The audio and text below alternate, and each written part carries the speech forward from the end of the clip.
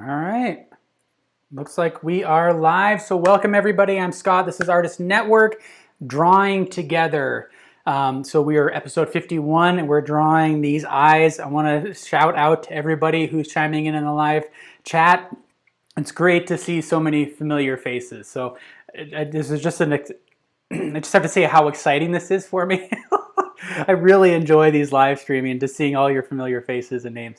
So thank you for joining. We're going to kind of jump right into it today. So working with the, I'm kind of looking down here at the chat. So if you're wondering where I'm going, I'm looking at all the chat comments coming in. I also have the reference image in front of me. So if you're new, you're going to want to know that you can find the link to that in the description below. It's not actually a link at the URL, so you have to copy and paste that. It's a limitation that YouTube places on linking to external things. So go through there, find there's a bit.ly link, a short link that you can copy and paste. You can bring up the image and draw along with so many of us here. So we've worked with eyes before, both kind of just focusing on a single eye. The last time I did that, it was a drawing of my own eye. But we've also kind of focused on kind of portraits in general. And in this one, we're really trying to explore the unique forms of this particular subject here. So he's older. There's more to the structure of the eye that we can really sink our teeth into. And we're also going to be doing this next week, but with children's features, and we can really see the difference between them. So one of the things that's really unique about drawing the eyes, or kind of relevant here, is that we developed very early on a symbol system, a way of drawing eyes and the way of perceiving them. And with this subject, it's going to help us confront that, because there's really nothing symmetrical or kind of regular about these eyes. You know, there's the age has adjusted the forms of the subject in such a way that there's an asymmetry to them.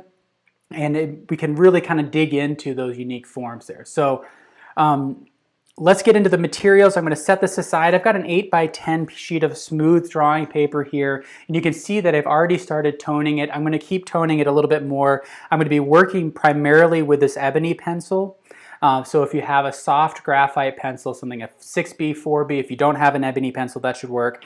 I do have my chalk pencil available if I need it to really kind of pull out and sharpen up some of those lights, but that could be a challenge with the graphite. And I also, to kind of extend that thinking a bit, I brought out this Creatacolor Nero. If you have a black colored pencil or black carbon pencil, that can also work as well. So I have the black and the white available to help push the contrast a little bit more if I need it. So if I look at this initial study that I had done, it's a little bit smaller, but if I look at the highlights there, they feel a bit weak to me. And I went in with the chalk to try to pull that out, and it's still a little flat. So what I'm going to try to do is drop the value a little bit more overall in the whole drawing and try to push the contrast and pull out those highlights a bit more. And if I need to, that's why I have this dark pencil to help really push those darks even farther if I need to. So that's kind of my thinking in this, but I'm going to try to get as much done with the Ebony pencil as I can. So JC is asking a question, what's the difference between an Ebony pencil and a carbon pencil? I actually do have this is a carbon pencil here. This is soft carbon, and what my understanding is that it's a kind of a blend of graphite and charcoal, but I don't really know enough about it. So that's something I need to dig into, but generally it works with graphite, but allows you to get a darker mark. One of the things we've talked about is that with charcoal, it's difficult to layer charcoal on top of graphite because the graphite, being a harder material, kind of knocks out the tooth of the paper and there's nothing for the charcoal to take hold of. So, but this will hold a bit more.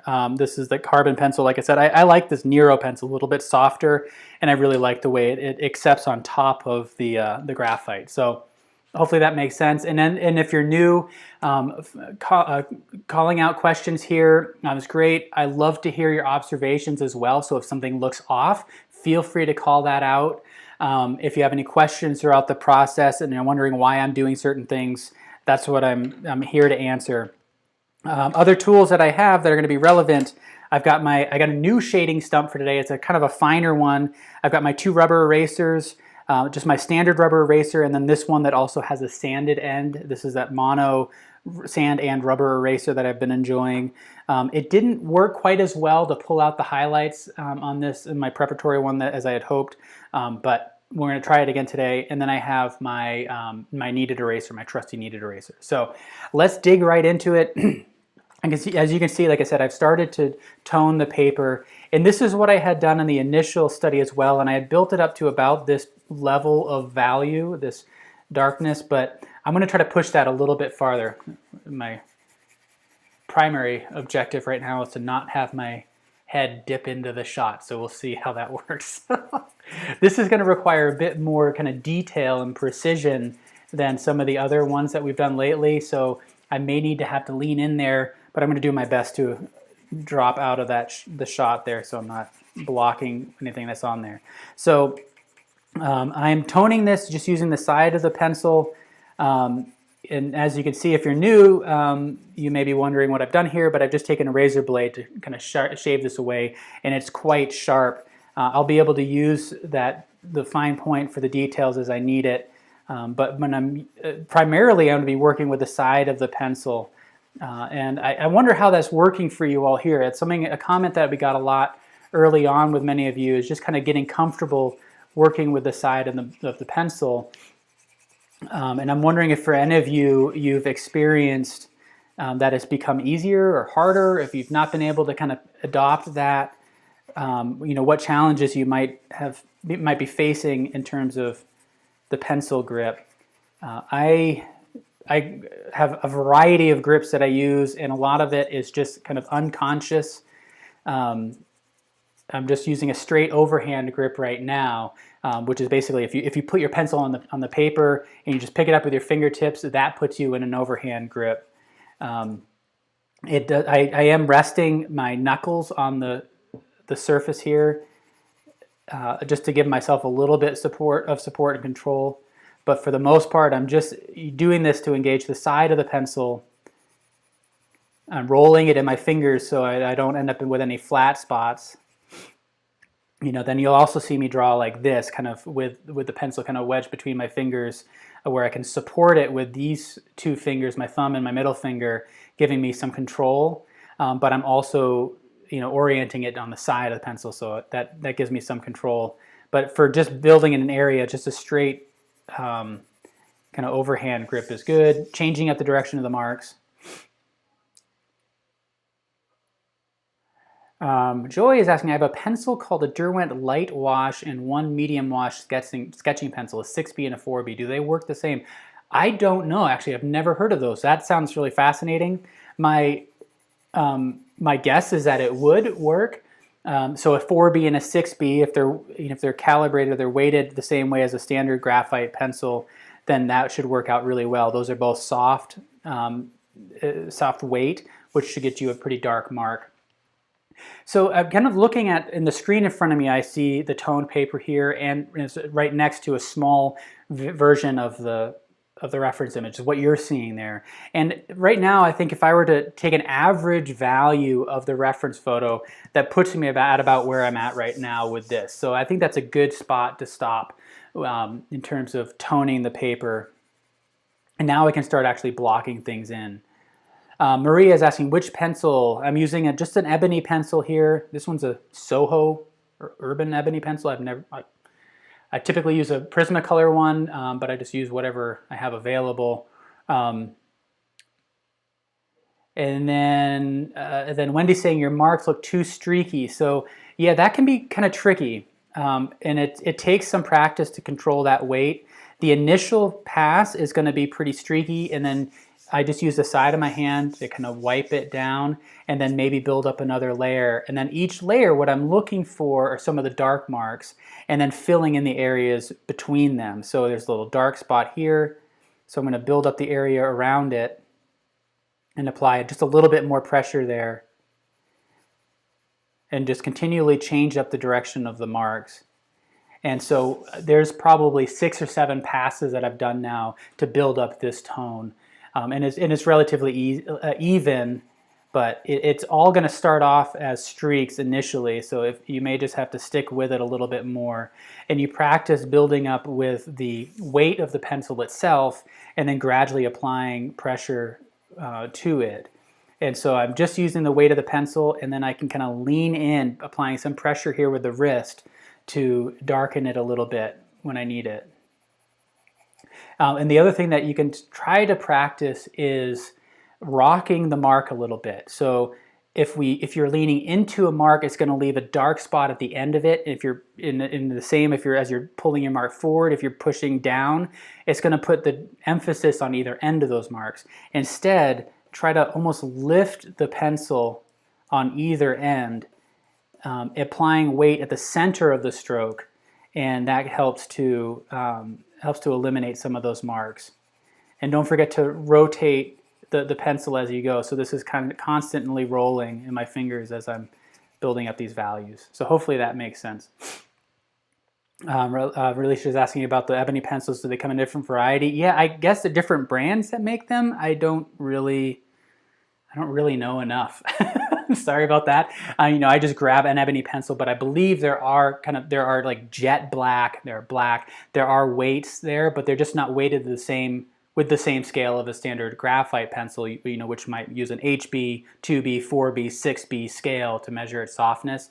So there, you just look at the name on there to kind of indicate how soft it might actually be. But in general, they're meant to be soft and dark. So Marina is asking, why not just use already toned paper? And that's a really good question. I considered that, and I need to order some gray toned paper. I have some tanned toned paper available right now, and I opted not to use that. But I think you could certainly get to that point as well. So I think that would be just as effective to start with some toned paper. So to answer that question, why not? It's just kind of a personal choice here. So what I'm doing here is I'm going to start by indicating some of the darker marks on either side of the bridge of the nose, just to kind of orient myself a little bit. That's not quite centered, and I want to center that. My initial study, I didn't control the scale very well, and I didn't center them very well. I just kind of dove in. And so in this one, I want to be a little bit more mindful of that. So I'm kind of starting with these darker marks here, kind of right here in the center of the eyes,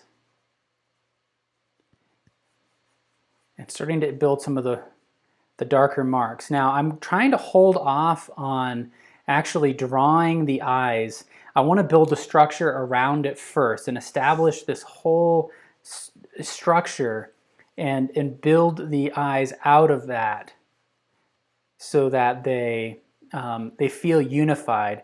It's one of the main kind of challenges, and one of the things that makes drawing eyes so valuable is that it really helps you to see how our brain segments certain features. We have a tendency to want to draw the eye as a separate thing, but the eye isn't just an object, it's a whole system. You've got the ball, you've got the features of the ball like the iris, the pupil, etc. Then you have the eyelids, you have the eye socket, you have the eyebrows. It's an environment, it's a space and a region that we really want to address. And so we're not drawing just a singular thing, we're drawing a whole system here. And as I'm going through, I'm just indicating marks, but I need to be skeptical about those proportions. Right now I'm just going by gut and feel. I'm moving my eyes quickly back and forth between the reference photo and the drawing. So when I'm looking at the reference photo right over here, I'm making some observations about the angle and the placement of some of these marks. And I'm coming back to the page and trying to make sure I'm kind of in the right spot more than anything. But I'm kind of trying to let my drawing hand react to the forms that I'm seeing in front of me. And then I'm going to do some adjusting of the proportions, based on the marks that I have here. But it's something that I feel is really important, is that you start by just getting marks on the page. And once they're on the page, you have something concrete that you can adjust. You can say that this needs to move up or down, become darker, lighter, etc. Rather than making that decision about what that mark should look like right out of the gate. Kind of indicate the region for the iris and the pupil. You can see it slowly starting to emerge on the page. I'm not drawing lines, I'm really just trying to look for the shapes, especially the shapes of light and dark, if I see any shadow forms. I'm trying to indicate that, and then we're going to go through and adjust the forms. And in this initial pass too, I'm also becoming familiar with the unique characteristics of the eyes themselves. So I'm looking at the shape and I recognize the shape on this eye. There's this kind of a flatness here, and it makes a fairly sharp turn and then kind of wraps around the eye. So I'm just kind of making a mental note. I'm not dialing that in. One of the things I can see happening too is that in the reference photo there's a slight slant with this eye being slightly lower than this one. The way I've drawn it here has that reversed, and so I need to make some decisions here. And I think what I need to do is drop this eye a little bit. So I'm going to go back to those original marks.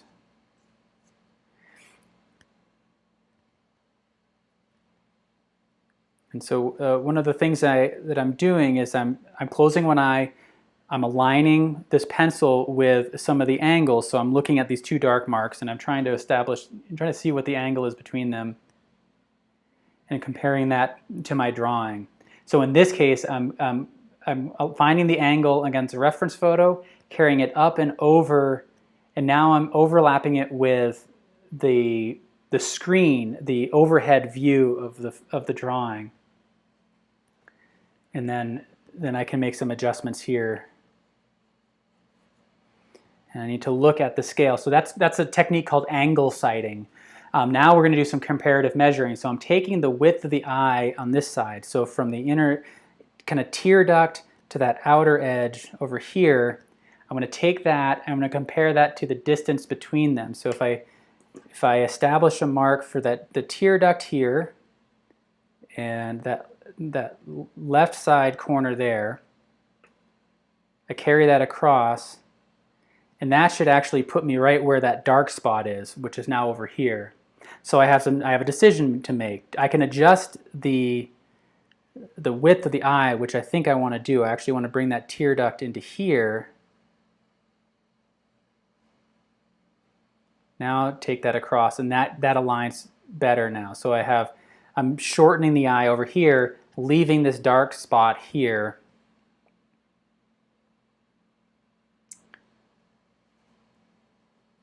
There we go. So I'm going to kind of darken this form a little bit, and I'm starting to adjust the curve of the eye. You can, and in general, when you're approaching curves, try to see them as sequences of short or straight marks, and you can see that in the eye here. The angle in this section of the upper eyelid is fairly steep. It starts to level out a bit more. It's not flat, but it's more level. Then it makes a sharp turn down here, and you can kind of break it down into those three parts, and then we can do the same kind of with the lower eyelid.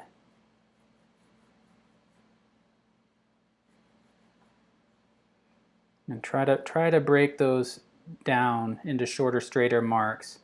Hopefully we can kind of see that. And now I'm going to come across here and make some adjustments.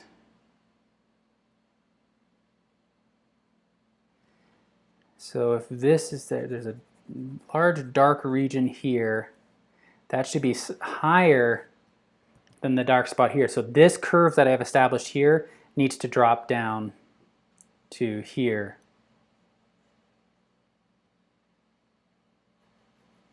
So making some major adjustments. And I haven't committed a whole lot of time to this, so I'm not out a whole lot, but that's all part of the process, is making those adjustments. if I place this inner corner, this kind of tear duct of the eye here, I want to try to find the measurement. So I'm going to use that same measurement here, this distance here.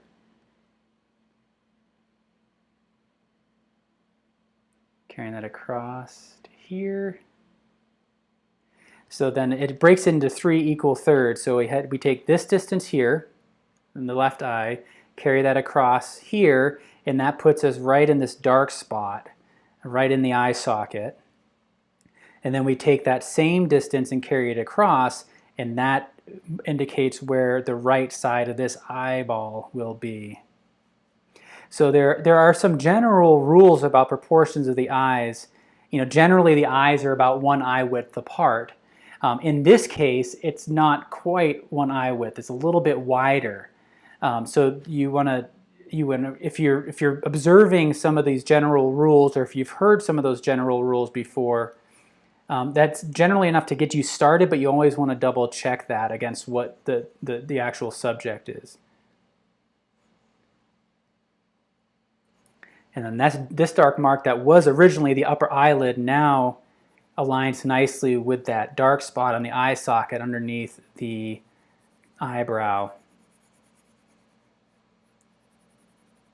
And so as I'm building now, I want to be thinking about the structure of the eye in terms of light and shadow. So squinting my eyes, I can start to see kind of darker regions of the eye. And I'm going to kind of sneak up on the form. So this is very much in keeping, in line with the way we approach many drawings here in this Drawing Together series, where the idea is we're pulling the image out. We're drawing the image out onto the surface of the paper.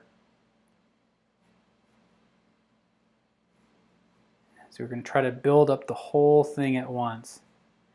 I'll have to make some, this is kind of throwing me off here, so I need to pull out the eraser and kind of clean this up a little bit.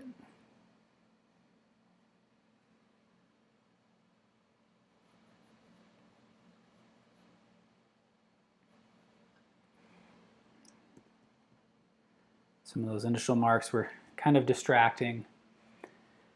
But I want to kind of get right back into really focusing on the shapes of the shadows and building up those values as much as possible. Cubs Win asking, do you prefer drawing over painting? Sometimes, I guess.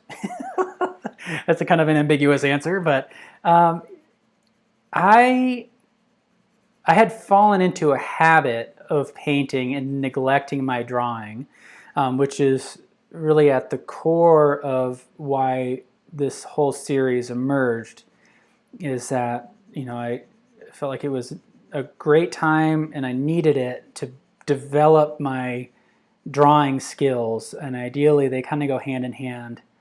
So I'm really grateful that I have this opportunity to develop my drawing skills more, and I'm finding far more enjoyment than I kind of anticipated.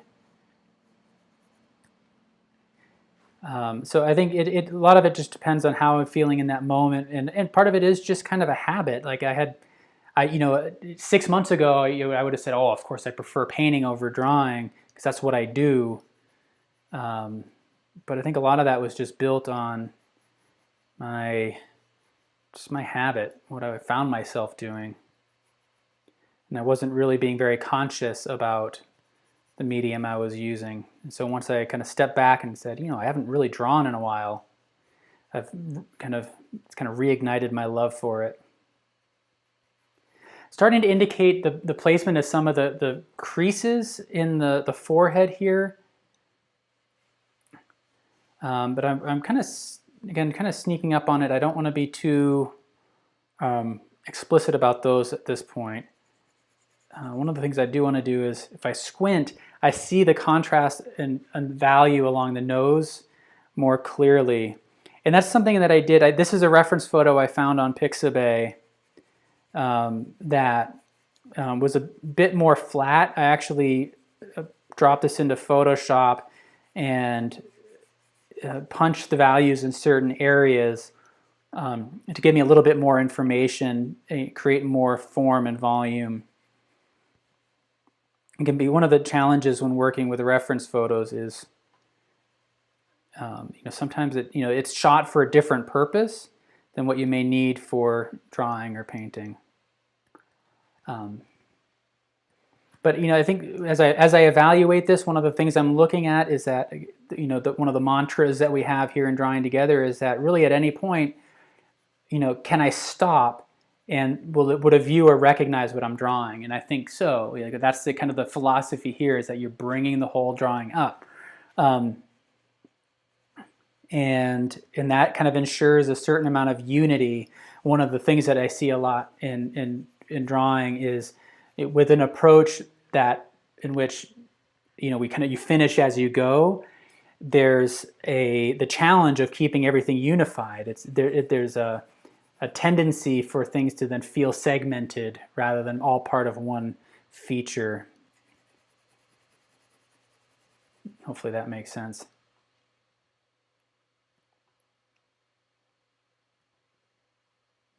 I got the comment there. You're drawing your grandmother, and it's giving you fits, trying to get everything right. It's a challenge, and I hope you're being kind to yourself.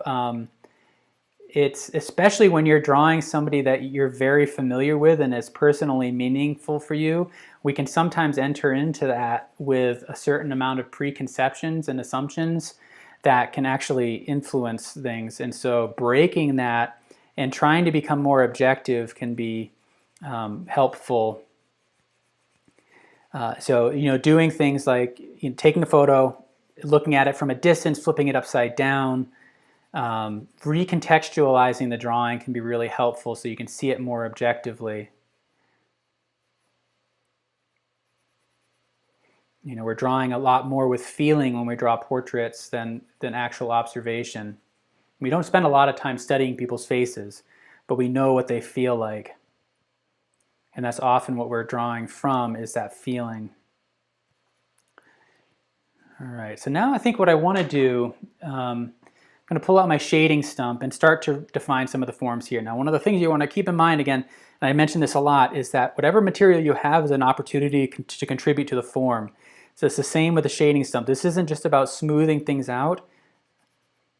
I'm going to try to actually contribute to the form here, and I'm trying to think through what's happening in the structure of the eye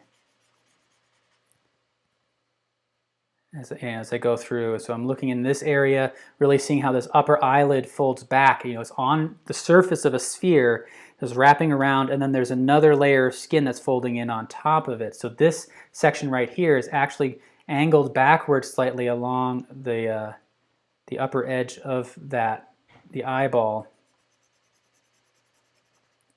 So this is a clean stump that's a little too clean. I wish I had more stuff on it. So let me see if I can just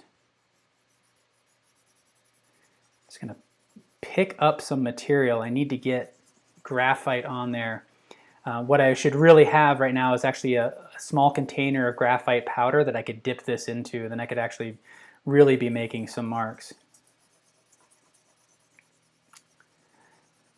But I'm going to be focusing on building up some of the darker values, and then I'll pull out the lights a bit later. Starting to think through the structure of the eye. It can be sometimes helpful to really imagine that this is a sphere in front of you. There's two spheres that you're wrapping your marks up and around. And then when I'm using the shading stump, I'm just like with the graphite or the ebony pencil, I'm rolling it as I go. And if you look at some of the texture here, that can help indicate, the direction of your mark. So if I'm looking down here, for example, you see these creases that run more vertically. So I'm just running my marks vertically. And even though there's a curve that runs this way, the texture runs contrary to that curve. So I'm going to run my marks in alignment with the texture and the kind of the grain of the skin more than the shape of that dark mark. So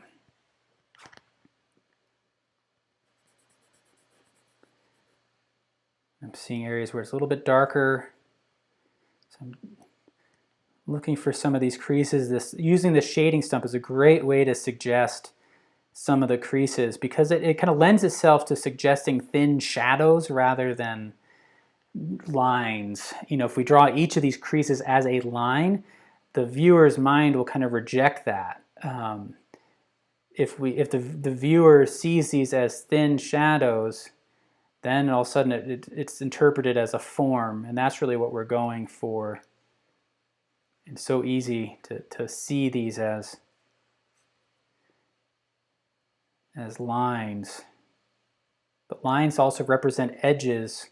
These aren't really edges. This is all cross contour. This is in the interior form of the subject.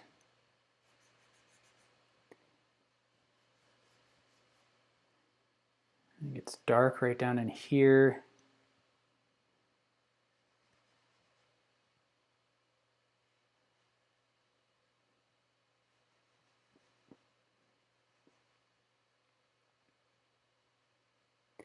So I haven't really done much to indicate the eyeball itself, you know, just enough so that it's not a distraction. But I'm really trying to focus on the space around the eye, drawing the eyelids rather than the eyeball at this point. And then we're ultimately gonna be working back and forth between drawing the eyelid and the eyeball to integrate them. But I find it more effective to try to build the space around it and then find the shape of the eyeball in there, rather than try to start with this outline and then build outward. Because that outline tends to be rather flat, and then it's hard to reclaim that and make it feel more three-dimensional once it's already established as flat. So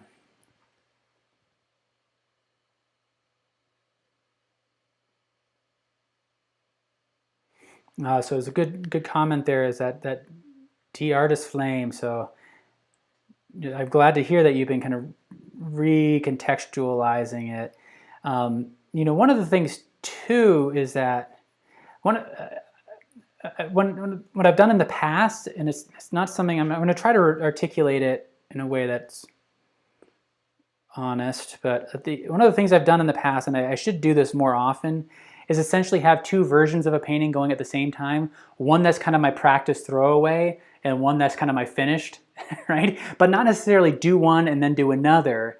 But I just kind of know that, you know, and sometimes I'll get to a subject that requires more time for me to figure it out. And so if I give myself the freedom to have one that's kind of my practice, then, you know, it's a little bit more freeing, and you discover the subject perhaps a bit better. And so maybe you end up having just kind of a scrap that you kind of throw away, just so you can practice some of the forms and figure things out. So then once you have it all kind of figured out in your head and you know exactly what you need, you have the final one that you can move towards.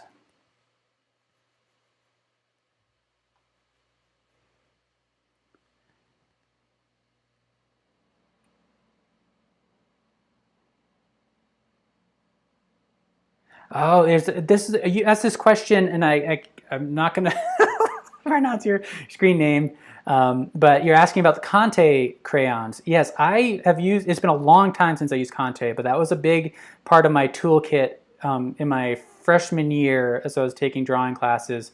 I loved it, and I think it's a really fantastic tool to use. So if you're wondering what Conte is, it's kind of this, it's essentially kind of a waxy crayon material.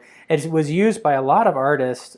What I was doing in particular was copying a lot of Georges Seurat drawings, and he was doing a whole series using Conte. And what I enjoy about it is that you can't really correct it. So you develop a certain amount of confidence because you have to kind of strike the drawing and commit to it, and just kind of trust your mark. So it's a really great confidence builder to work with it. So I would encourage anybody to use Conte. I'll see if I can pick some up and maybe do a series, or an episode using that.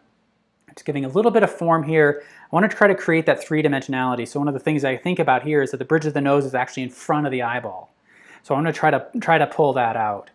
And one of the ways to do that is through contrast. So if I can pull out some of the highlights, I'll be in good shape.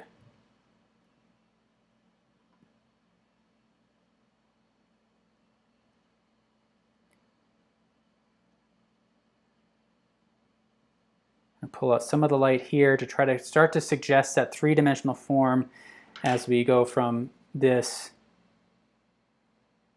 dark spot here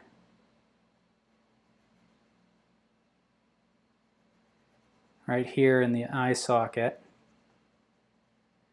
And we wrap up around to come out of that shadow and then back around into more of a shadow over here.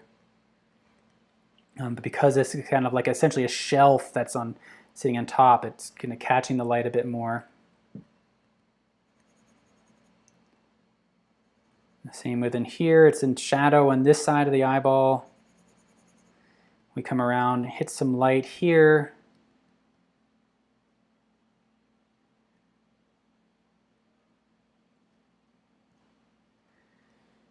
And then in general, it's lighter on this side than that side. So we can start to see that three-dimensional curve, that sphere. Even if we look at the whites of the eyes, it's a little bit lighter on this side and gets a little bit darker over here. All right. So what I'm trying to do now is evaluate the overall structure. I feel like I've got things kind of blocked in.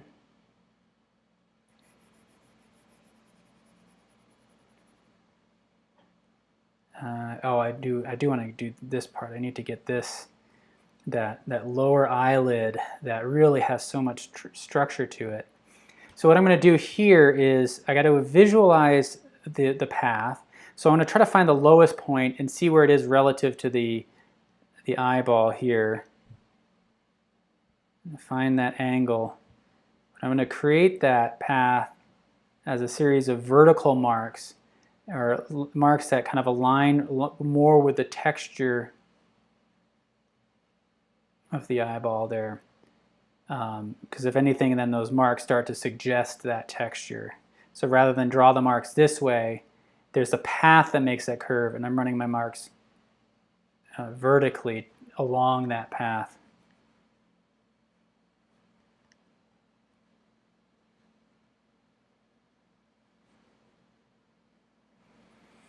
And then we can see that here in this lower eyelid, there's really this kind of rounded structure. Gets quite dark under here.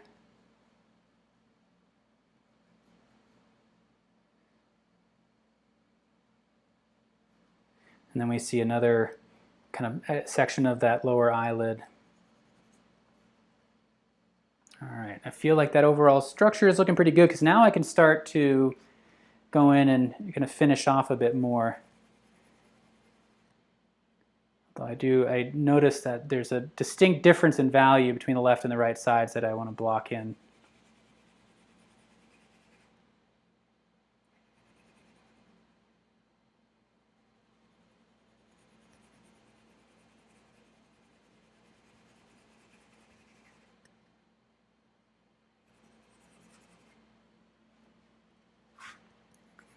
So what I'm doing as I'm doing this, I'm spending more time evaluating what's happening on the screen, because that is a vertical or presentation of the work. So it's ideally I would be working vertically on a vertical easel. I don't really have that option with this live stream setup. I tried to get a good camera angle and I just wasn't able to do it, so I have this vertical orientation. So now that feels a bit better, and I think that was missing from my earlier study is this fundamental shift in value from relatively lighter on this side to darker on this side. And then we have the bridge of the nose where the light is catching a bit more. I kind of tap in with the kneaded eraser.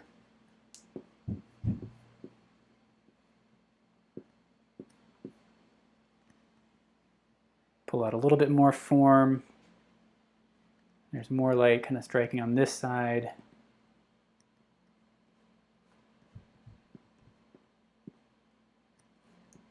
Just keeping it quick, gestural, so I'm not getting bogged down in the details, and hopefully it's still contributing to that form a bit more. And then the light catches here. Not too light.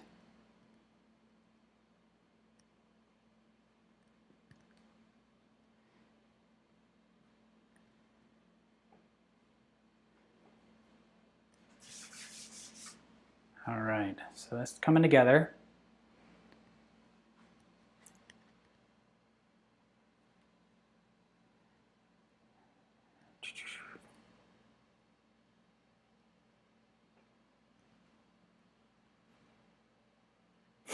Yeah, there's like I'm just been looking at the comments there. If anybody has any questions, let me know.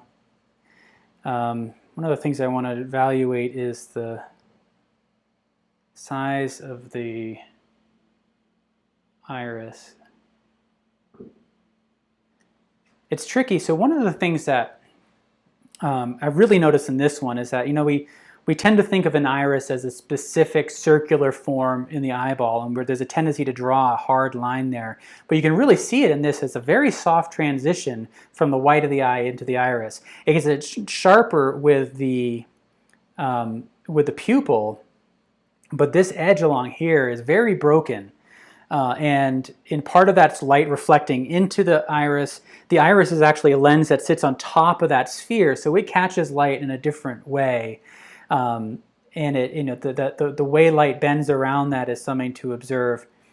So I think I want to, right now everything is still very soft, and we'll go through and finish that up. But I think now that I have enough of the structure established, I'm going to go into the eyes and kind of build my way out. So it's kind of starting big, working to find the form. Now we're going to go into that form, come back out. Now that I'm feeling confident in the overall structure, and that if I focus on the details, that I'm not going to sacrifice kind of the correct placement of the features. So.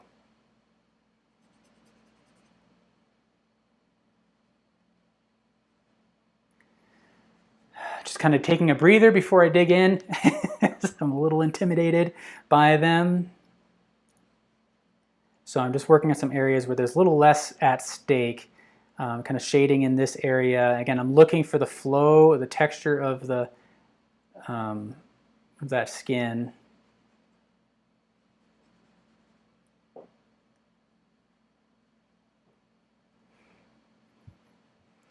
And this just requires a little less thinking than the eyeballs, a little less focus. So I'm just kind of catching my breath at this moment.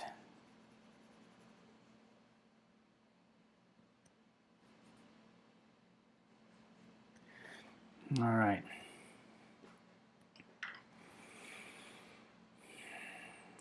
There's still a lot to go on in here. So I'm looking for easy spots right now. Just something that I can, you know, where there's just a little less at stake. There's an interesting thing happening here with the texture of the skin, where you get these light ridges that run in this direction, but you can also see the grain, the skin moving in that other direction. So trying to look at both of those at the same time.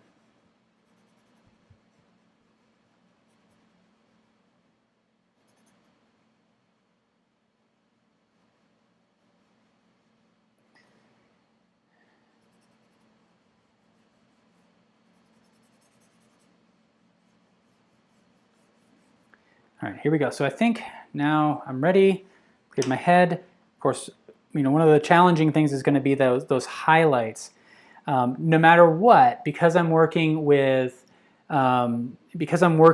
graphite, I need to clear off those areas, those highlights. I have to erase those out because I can't layer the chalk on top of it. If this was toned paper, then you know that it's a little bit easier.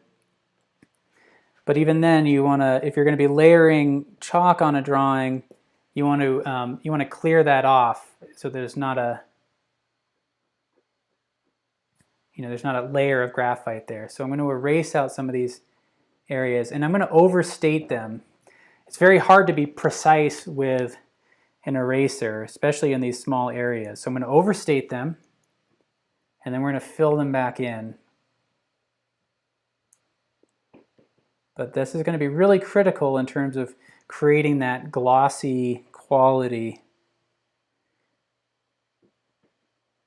So when I'm looking at the reference photo, I'm taking in the specific shape and angle that I'm looking for, and then I'm coming to the paper to make sure I'm in the right spot. I'm laying that in.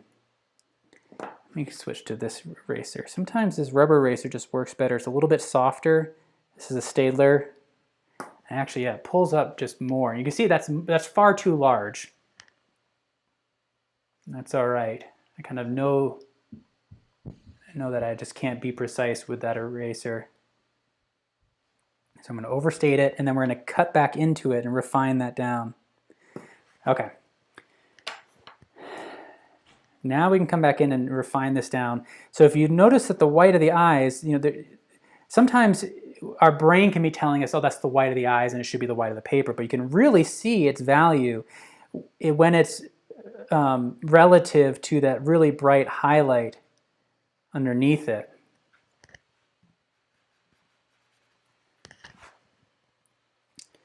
So now I'm just kind of using that shading stump to build up right up to that edge.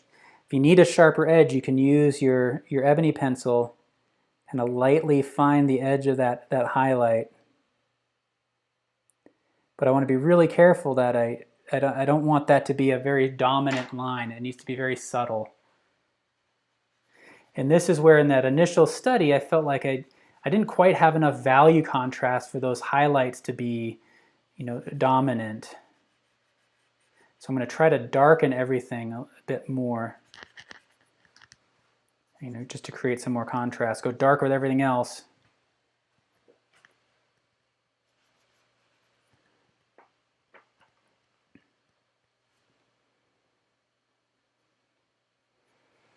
And one of the things you can see with this upper eyelid, you've got the eyelashes, but they're also casting a shadow on that eyeball. So there's this kind of darker strip under here. I'm going to use just kind of circular marks to keep that relatively soft. And then here we have these highlights that are these two thin circles. I'm going to do some negative drawing here. It's dark around those. And there's those highlights are emerging. One of the things I'm also constantly doing is trying to be aware of where I am in the context of everything. So if I'm looking at kind of the specific shapes and the details in this region, I'm doing a mental check-in to make sure that I'm in the right spot. So if I see other features of the eyes, I want to make sure that I'm in the right context. I'm in the right spot.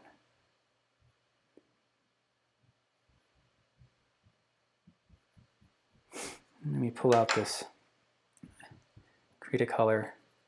This is going to be the darkest I can go. So if I establish that now, that might be helpful. It's going to be the dark spot here, the pupil.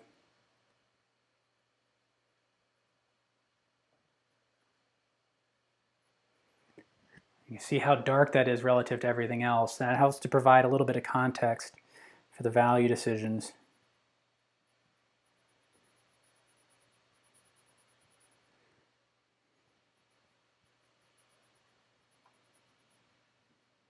So now just switching to this Creatacolor. You might stick with the Ebony Pencil for a little bit. And we notice on the top part here, it's all in shadow. And then there's a little bit more light underneath here. You can almost see a line across this, across the iris there.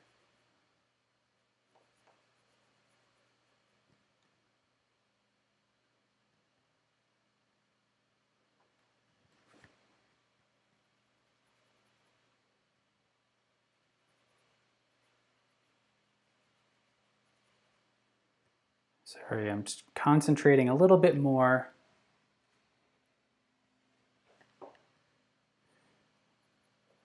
I do want to check the thread to see if there's any questions. So as I go under here, I'm really looking at that broken edge where there are areas, you know, like right in here where it gets really undefined.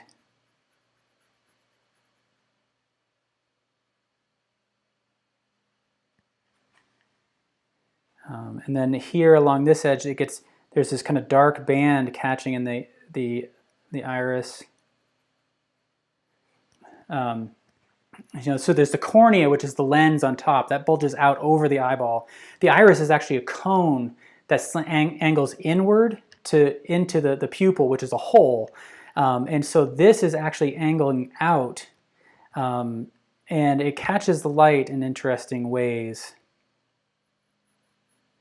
So in general, with an eyeball, if the highlight is here on the outer edge of the cornea, if the light's coming in this side, is catching off here, bouncing off the cornea, passing through the cornea into the iris, and it's kind of hitting on the back surface there. So generally, it's lighter on that side opposite the highlight. But in this case, it's not really playing out that way. I think the light is coming in more vertically, so it's lighter underneath it.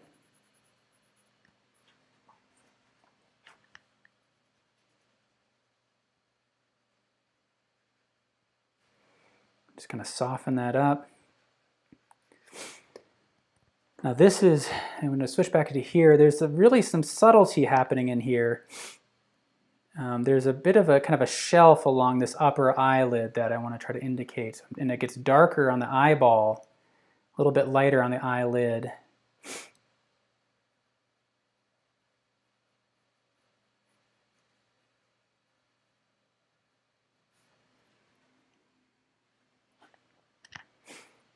I do need to bring in some of the values here. So I'm looking at the shape of the quality and the quality of the marks here, not drawing every eyelash because you can't really see that. Instead, it's just kind of the soft, heavy, dark region up at the top there. So I want that to come through.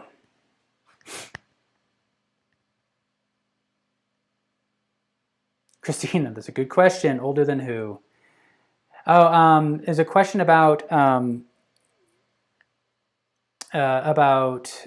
describing value. So when I'm talking about value here, we're talking about the relative lightness or darkness of something. So, you know, if you think about a value scale, it ranges from white to black with a gradation of gray all the way through. And value is really an interesting topic because it's all relative. Our brain tends to calibrate to certain values.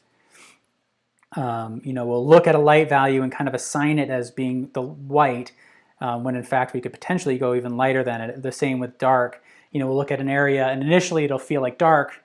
We'll read it as black, but then you put something even darker next to it, and all of a sudden that original value is quite a bit lighter. So working with your value relationships is all about seeing, you know, what does that value shift? Does it go lighter or darker than the thing next to it? And kind of building from there. It can kind of be like keys on a piano, you know, where the intervals between the notes stays consistent, but you can move up an octave or down an octave. And again, the intervals between the notes stays the same, but you're moving up and down. And so that's kind of what I'm thinking here, is that going a little bit darker in these values from what I'm seeing in the reference photo, or, you know, what I did at least in the initial study, going a little bit darker so that I create more of a pop on the highlights. And then there, you know, with the sphere, the ball, the eye, it gets a little bit darker right in here where it folds in underneath that eyelid there.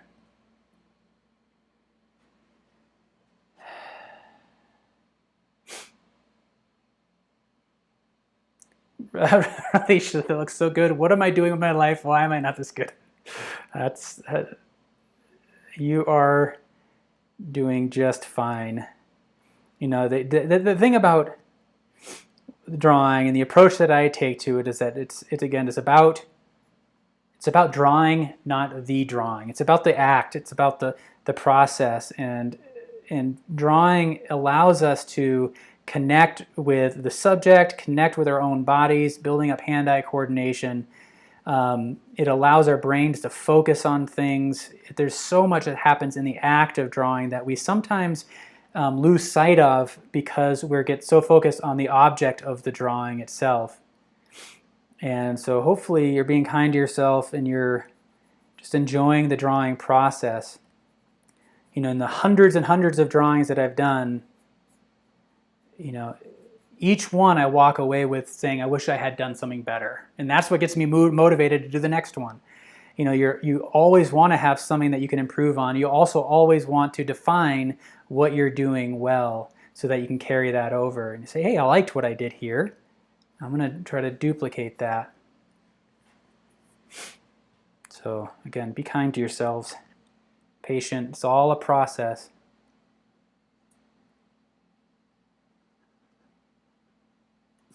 A really nice highlight there on that this lower eyelid that I want to try to capture.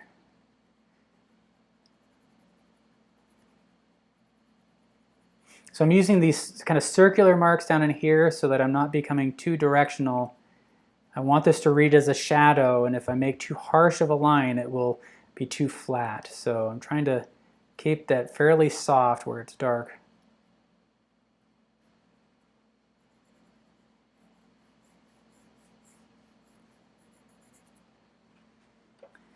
You know, and going back to that idea of just, you know, enjoying the process, you know, some days my head's just not in the game, and it'll show in the work. And some days it feels like you're just kind of firing on all cylinders. The image is coming together just as you know, I'd hoped.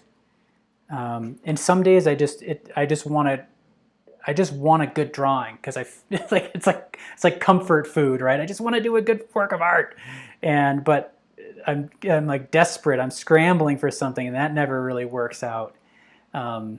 It's kind of a comfort thing because it feels really good when you walk away from a drawing. You're like, I hit that. I got it right the way I want it. And so sometimes I'm just having a down day, and I want to go out there and I want to do a painting or I want to do a drawing, and I want it to be awesome because I want that feeling.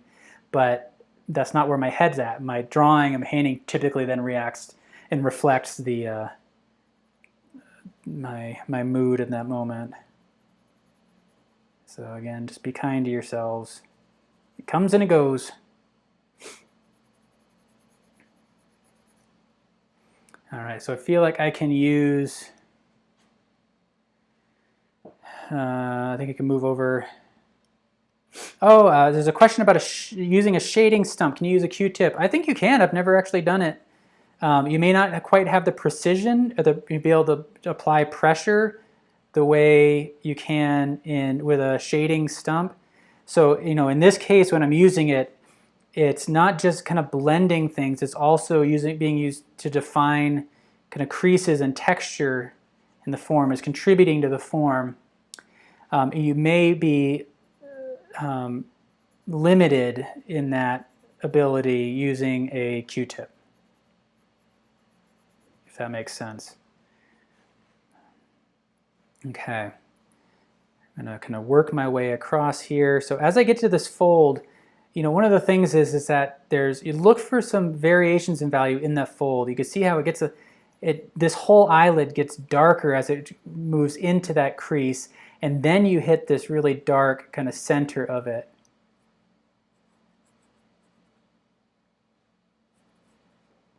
And you see it's all broken down into these various, you know, segments there. It's not one curve. You can break it down into a sequence of shorter straight marks. But you want to be careful when you're drawing these lines, because if you don't kind of feather it out and soften those edges and find that, you know, the core of that shadow, then it can read as a line that's kind of flat. So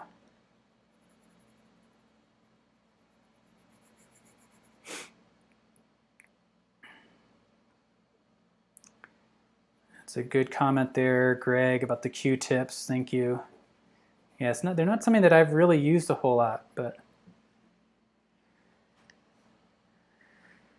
all right, let me move on. One of the things I see here, talking about that asymmetry, is the quality of the edge along the upper eyelid. If you look at this one here, how much softer it is. There's light catching down here. There's an area right in here where it gets a little bit sharper. But I come over here and there's a much sharper edge. I don't want it to be super crisp, but you can see the structure of the eyelid a little bit better. It's really catching the light on the top surface here, and then it makes a sharp turn underneath to go back to the eyeball.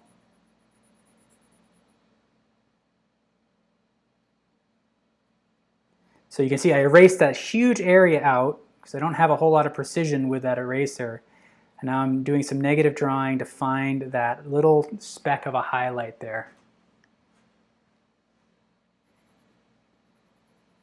This is all very dark. So really just pay attention to the quality of the edges.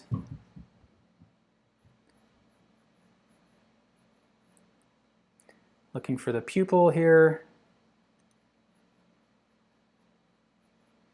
Trying to evaluate the size and the placement. So as the iris is forming, we see a specific form coming to shape here. When I place the pupil, I want that to make sure that there's an appearance of equal spacing around it, so that it's fitting in the center of the iris.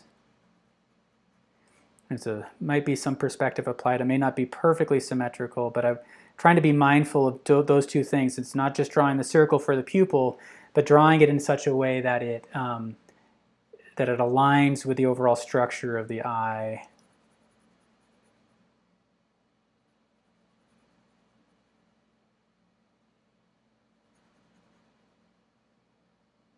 And then here, I love seeing this form, how you get to this edge and it almost becomes a vertical edge. And really short, and then we have it kind of angling up and over kind of to the apex of the curve right here, and then it's almost a straight line back down in here. Really trying to observe the specific form there.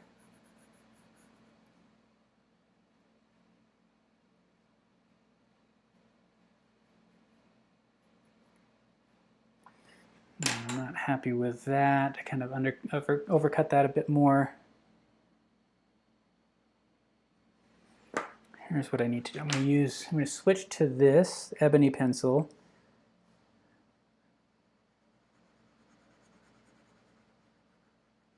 Darken in the whites, leading up to that reflection there. And then it's dark along this edge right underneath the reflection.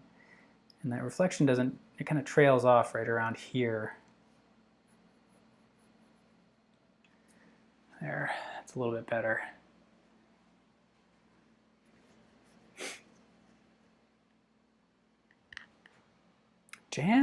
J-OK, coffee filter stump. Roll up while wet and put in a clothespin until dry. It works, but it's scratchy at first. That's an interesting comment. I've never heard that. Thank you for sharing that. I'm really curious to try that. Using coffee filters. So one of the cool things about I don't know, this whole experience working with artists is that, there's this, I love the innovations around, tools. I do a lot of plein air painting, and so I'm building my own easels a lot of the time, and I know a lot of other artists that do the same thing. You're just always kind of trying to figure out a better way to do something, or a better tool, or, I don't know, making your own tool.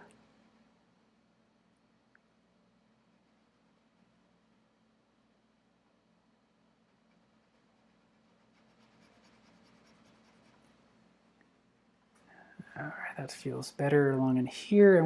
I do want to sharpen this up a little bit.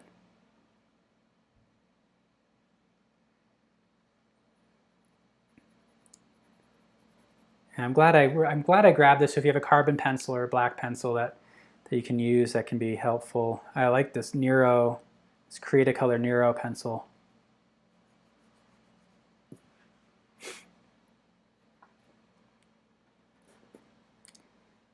How are we doing on time? We're at 2:04. Okay, only about an hour in. I think we're actually pretty close, because I want to suggest the rest of the forms more than anything. I want to provide a little bit of detail in the eyes, but have some contrast there.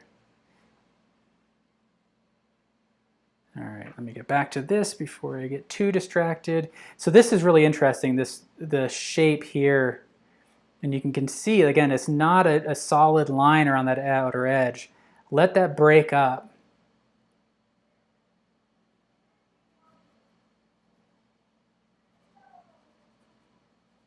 Let's see, and then I think I can just darken this whole area, really kind of bear down.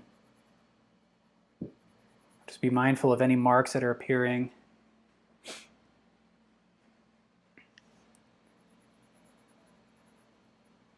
How's everybody else doing? Your eyes are coming out okay? Again, just be patient. Maybe give it another shot. This, I have the advantage, this is my second time doing this, so this is turning out better than the first one, which is always good. So I do a preparatory drawing as a way to help me to understand some of the inherent issues with a particular subject. It also gives you all a sense of the direction I'm going with the drawing. It gives me a little bit of confidence, but you guys are coming at this blind. That pun was intended as we're doing a drawing of eyes. So for that reason, again, I want you to be kind to yourselves, be patient.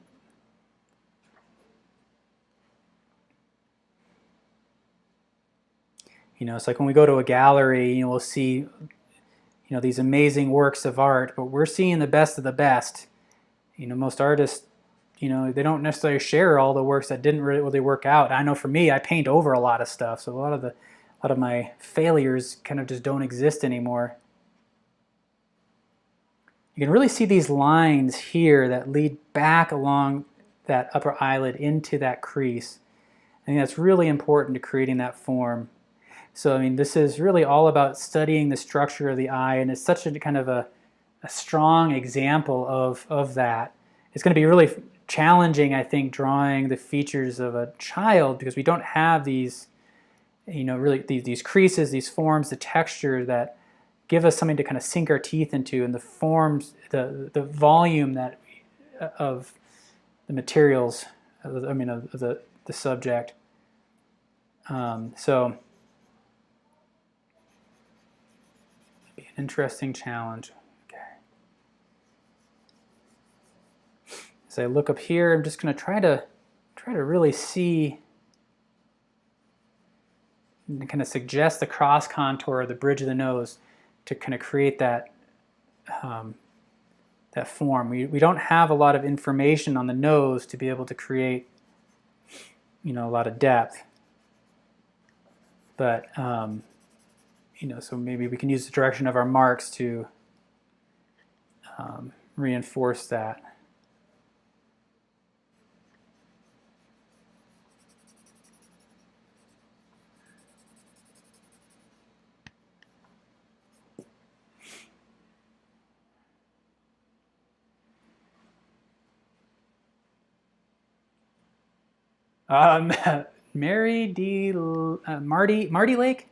Marty Lake, yeah, saying whiteout. I've never actually used it. I think it's brilliant. I hope you're proud to admit that you use whiteout. And it's just like using, watercolor. Some people use like a white, gouache or something to pull out some of the highlights. Some of the greats did that. Sargent did that quite a bit. I believe Turner did. There's just, in my mind, there's just tools. You use them. In terms of being archival, I don't know if whiteout is going to last, but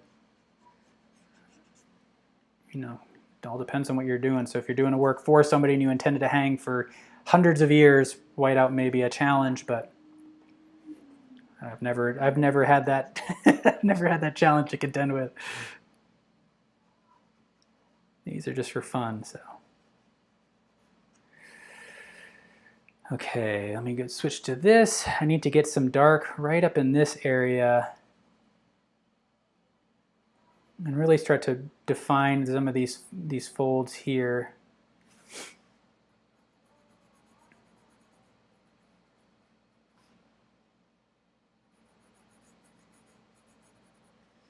And I haven't really pulled out the eraser much to kind contend with some of these values, so we'll be bringing that out in a bit. I want to see this structure here.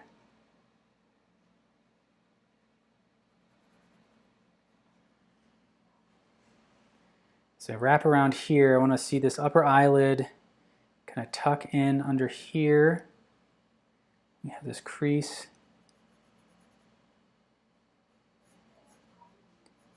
And then as we come through, I'm going to switch to this grip here. So I'm trying to observe these lines. Again, I don't want them to read as lines, I want them to read as dark kind of creases. So I want to be kind of subtle with that. Eyebrows, I'm kind of holding off on those because I'm a bit intimidated by them, but I'll put those on there. I'm just working the lower eyelid, but I'm glad you called that out. When I was working up in this area, I was thinking, oh, I hope I don't have to go there, but they're gonna be fun. Whew.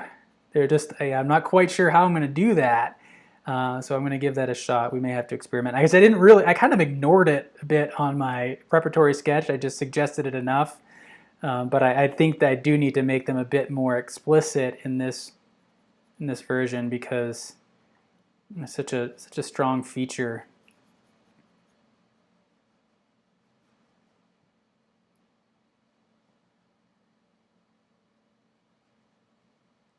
So thank you for calling that out, holding me accountable. All right, let's see. I do want to kind of drop in just at least a suggestion of texture here to kind of at least feather that out.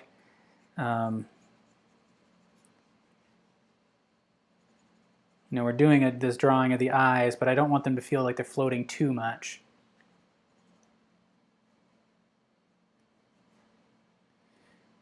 So what can I do? I can drop the edge of the nostril right in there. That might be enough to. All right. Yeah, I just want to suggest that form.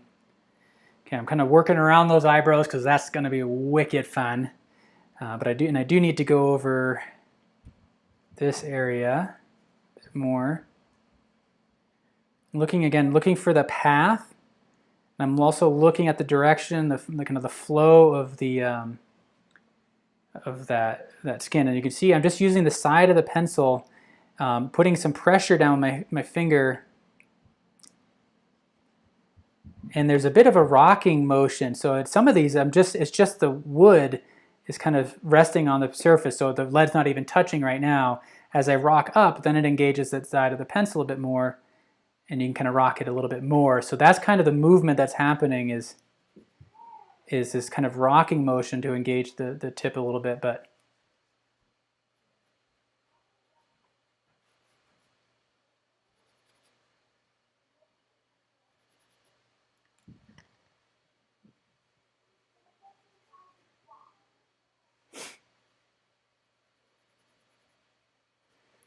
all right, that feels a bit better. There's a bit more structure there, but I do want to at least suggest a little bit more over on this side.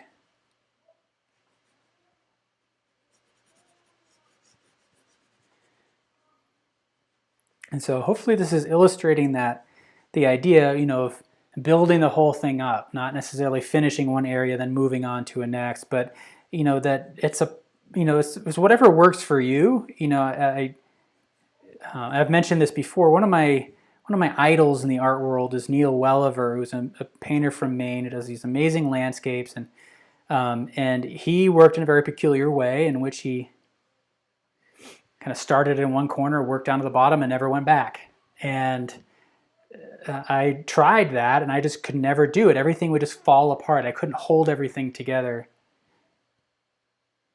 And so hopefully when you're taking this in, you're just recognizing that this is my approach, and it may or may not work for you.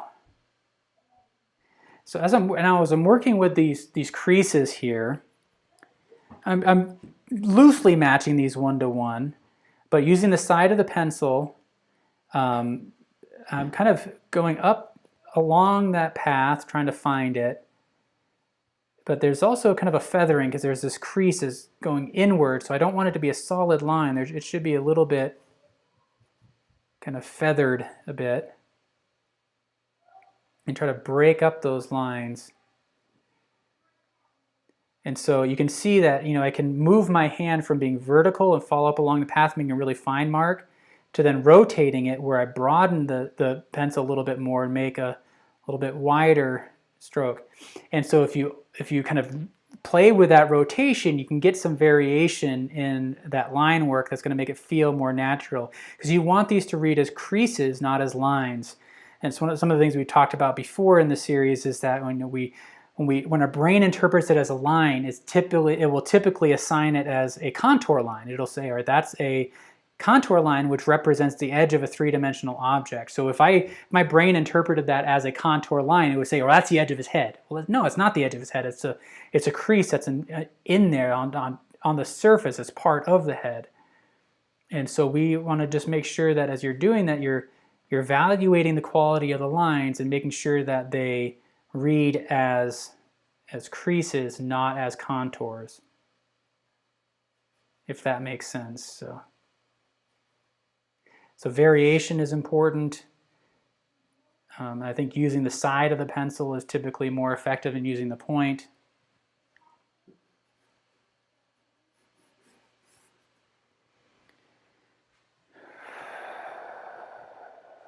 What I'm looking at now is kind of looking at that structure underneath the eyebrows and seeing what happens.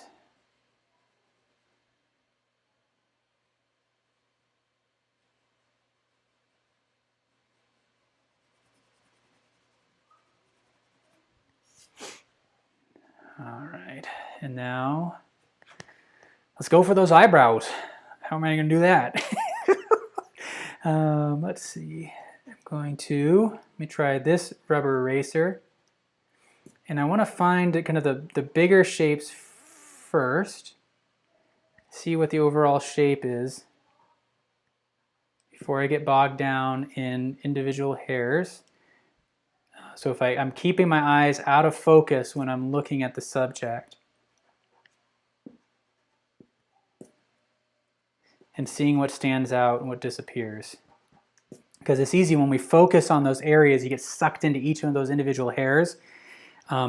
If you blur your eyes, though, and those individual hairs disappear, it may change the way you interpret that. So, you know, there's really kind of a soft transition. So if I see these as kind of atmospheric, kind of blurry forms, I'm just seeing areas where,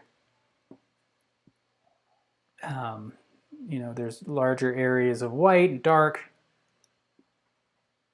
where the edges seem to kind of fall off, where they become more defined. Already it's starting to suggest it.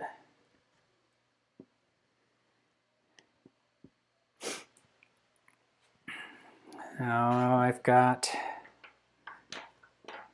actually I'm going to use this, my kneaded eraser, pull up some of the material, any loose material that's just kind of sitting on the surface. Now let's see what happens if I use this. So with the chalk in the past, what's worked better is to use the side of the pencil because it's kind of scraping on top of either the charcoal or the graphite, whatever material is under there. This helps to kind of trap that lower material down. If I switch to this grip and I drag across, what that does is it pushes the material that's already on the paper. I want this to sit on top of that. So I found that an overhand grip like this can sometimes be more effective. You can see I just broke that tip. It's not really doing a whole lot. Right now it's just kind of scratching the paper. And I'm just going to keep going. Because it's such a hard material, it's starting to actually suggest, it's kind of blending in and it's starting to suggest some of the darker kind of in shadow hairs. So look at that. That's not laying down any light but is actually working better as a way to build up some of those middle tones.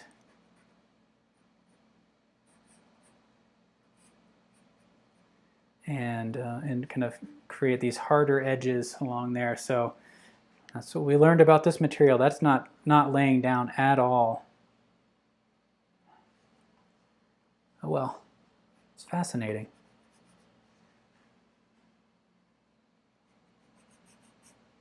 I can do that over here as well. So it's not about drawing each and every hair, you know, not drawing each individual hair, but kind of getting an overall sense for the structure and the flow and suggest them.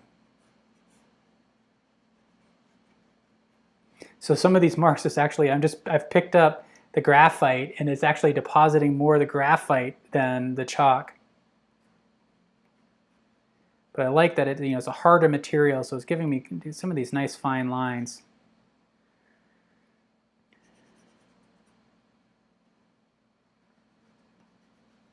And I'm rolling the pencil in my hand, so I'm always trying to engage with a new section of the material. It's interesting. Kind of liking the way it's suggesting that the eyebrows. You know, it's not quite as dominant as we're seeing in the reference photo, but still working out. And then there's some of these darker ones that appear. And you notice that as you observe some of these, these dark marks kind of weave in and out. So I'm, using some of these broken edges. And it's not a hard, consistent line. It kind of breaks up. And it's more gestural in this case. I'm kind of just reacting to it rather than trying to be 100% precise and matching mark for mark.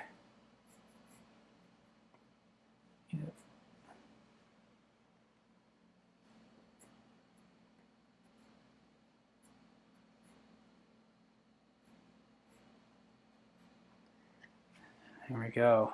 I think that did it. At least enough of the eyebrows. I was really trying to avoid those. Whew. Now, where am I looking at? I feel like I need a little bit more structure down in here in the nose. I feel like that's just extended too far. Kind of an awkward cropping. I think I would prefer to crop the drawing off somewhere right around here. That might be better.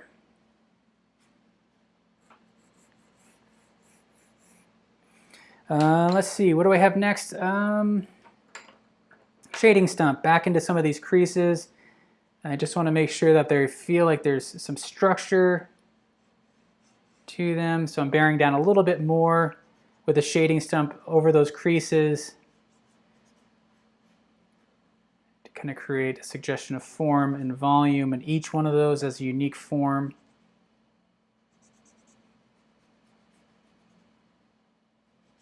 And then what I'll do is I'm going to come in with the kneaded eraser. I don't know, I feel like some of these proportions are off a bit. Actually, I want to bring this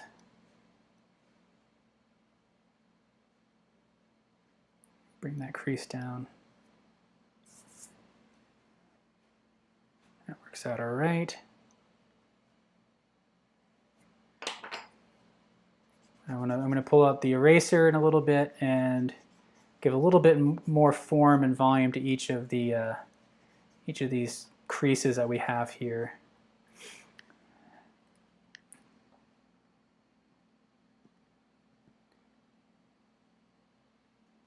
So I'm just looking for the reference photo to see if there's any clues as to where the highlights might be in each of these sections, and then try to suggest those. Like the light's really catching in along this edge here. And that really adds some depth and dimension. Same with here, it's kind of catching on the ridge of this crease.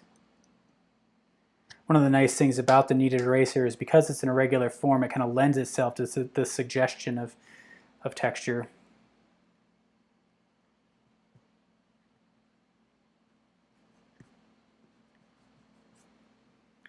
And I do want to now, I want to really focus on the light it's catching on some of these folds here.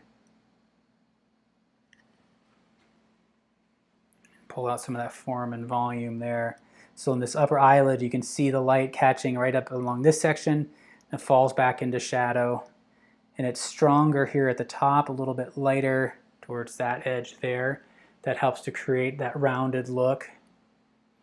And then there's each individual fold catches the light as well.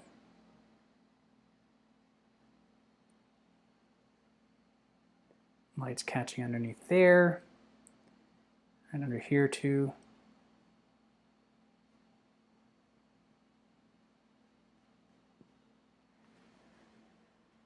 All right, I think that's pretty much it. I mean, we could keep going. Again, that's one of the beautiful things about this process is that when you build everything up at once, it puts you in the driver's seat in terms of how much detail you want to add. So, I mean, I could continue to work on this for another couple hours, really kind of refining these forms. I'm not sure if it's really going to contribute much more to the expression and kind of understanding of the features, but it, you know, it could be fun. I think that pretty well captures it.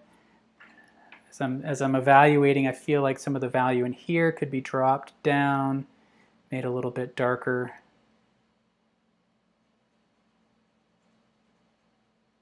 I do want to see some of these questions. Heather saying portraits are my favorite. It's been awesome. Love doing those crazy brows. That's awesome. I can't wait to see it. I've been really enjoying seeing all your stuff posted on Artist Network. So we'll get that show page posted sometime soon. So if you go to Drawing Together page on Artist Network, you'll see, you'll see all the individual show pages listed there. Click on those, and you can see the work that everybody's been sharing. So it's been awesome to see your work. Michelle FG is asking, what about lightly scraping the paper with an X-Acto knife to get the light? I think that's a really good option as well. You can kind of really, basically what you're doing is you're filing away that top layer of the paper. I find that it works best with a cotton rag paper. And it's been a long time since I've done that. Actually, let me see. I've got my razor blade here. It's not really, it's kind of ripping the paper more than anything, but it's worth a shot. Give it a shot to see if it works for you. Ooh,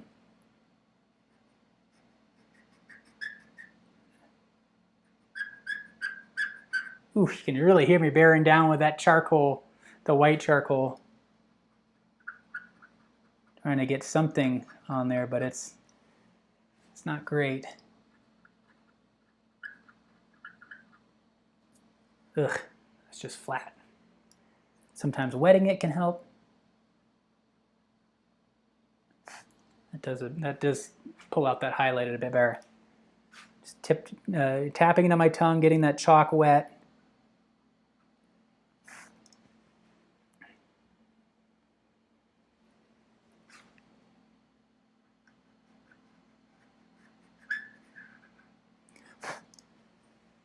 It's a technique I learned from Nathaniel Skousen. He came into the studio and he filmed a portrait drawing course for us at Artist Network. He did that. I'm like, oh my God, that's brilliant. It's a great one. Other questions here.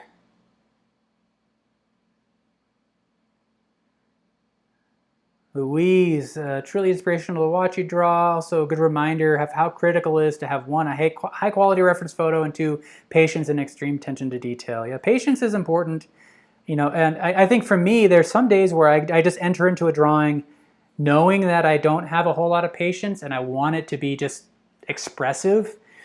Some days I sit down and I want to be more controlled. And I try to identify that going into it, so I kind of right size my expectations, you know, and kind of create the experience that I want. You know, sometimes I just don't want to have a lot of control. Sometimes I do.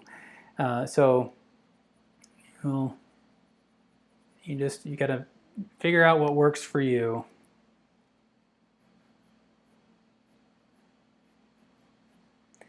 Let's see.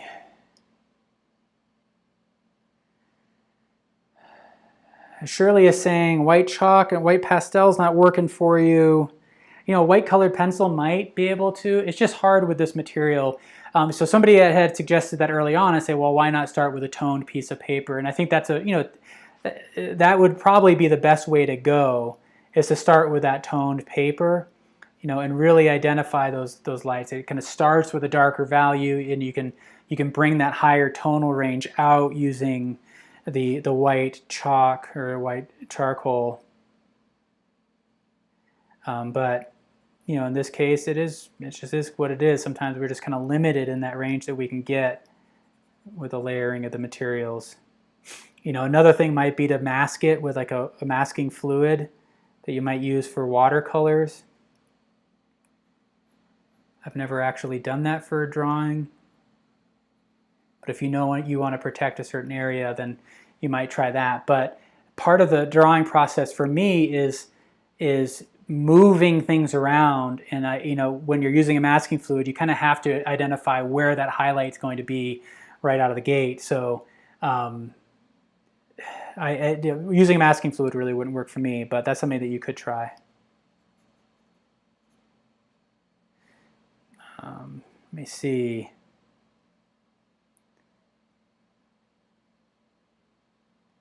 Let's see. Okay, I don't see any other questions here, so I think we're going to call it quits. We meet every Monday, Wednesday, 3 p.m. Eastern, so I'll see you all again on Monday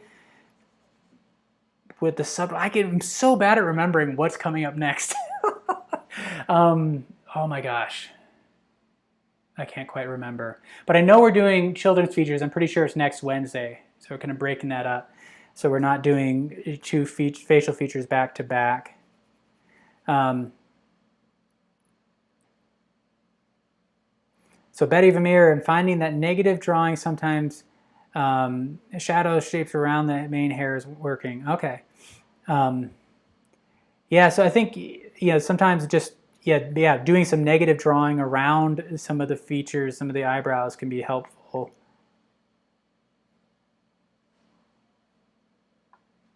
But you do what we can. Sometimes it works, sometimes it doesn't. I think I can actually...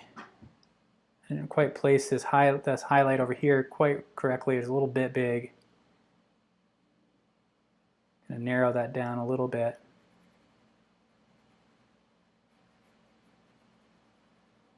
But I really want to thank you all for joining me. I feel like this turned out okay.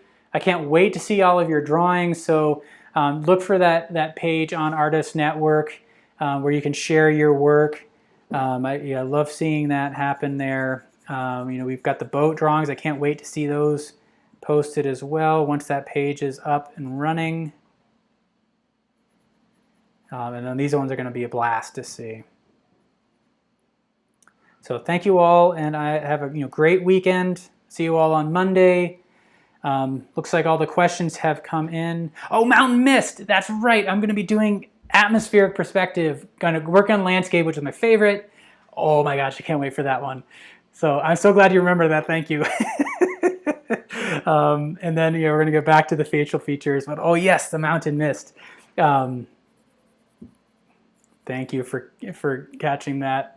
I got so excited. I can't wait to do the preparatory one on that one. I think I might do that one on toned paper with kind of a gray toned paper. I think it would be a lot of fun. I just need to find the right tone, because right now all I have is a tan toned paper. So we'll get there.